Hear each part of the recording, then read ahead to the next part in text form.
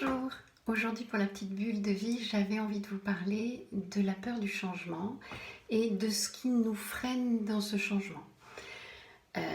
Nous sommes dans une période charnière, des changements à la fois s'imposent à nous et d'autres, c'est un choix. Donc pour les changements qui s'imposent, eh bien ça va être comment on les accueille. Comment on met en place le fait que ces changements ne soient pas pesants, mais qu'on les voit comme une bonne nouvelle. C'est-à-dire que, eh bien, effectivement, tout ce qui nous était habituel, tout ce que l'on a pris pour de l'acquis ne l'est plus.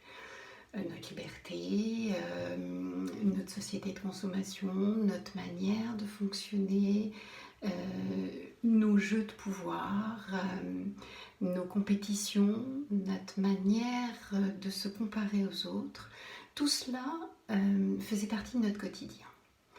Eh bien, et si c'était une bonne nouvelle que justement on puisse faire un reset là-dessus et se dire que la comparaison, le pouvoir, tout ça sont des choses qui deviennent obsolètes et qu'on peut rentrer dans un autre schéma qui peut être du gagnant-gagnant, où il n'y a pas de comparaison, il n'y a pas de compétition et où on peut se construire différemment. Pourquoi pas?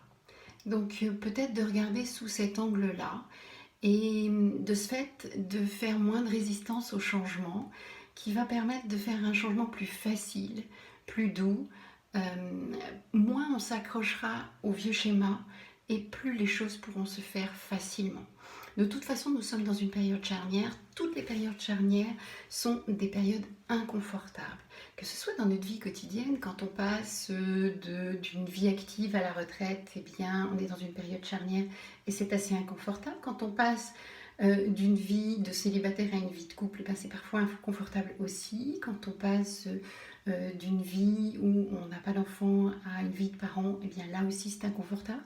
Donc en fait c'est inconfortable, mais ça permet, ces périodes charnières permettent un changement et permettent de passer à d'autres paradigmes. Donc je vous invite à regarder un petit peu comment vous pouvez passer cette période qui peut durer plus ou moins longtemps selon notre résistance. Voilà, et bien je vous souhaite une belle et heureuse journée et puis vous pouvez me retrouver toujours sur YouTube, Instagram et Facebook. Voilà, bye bye.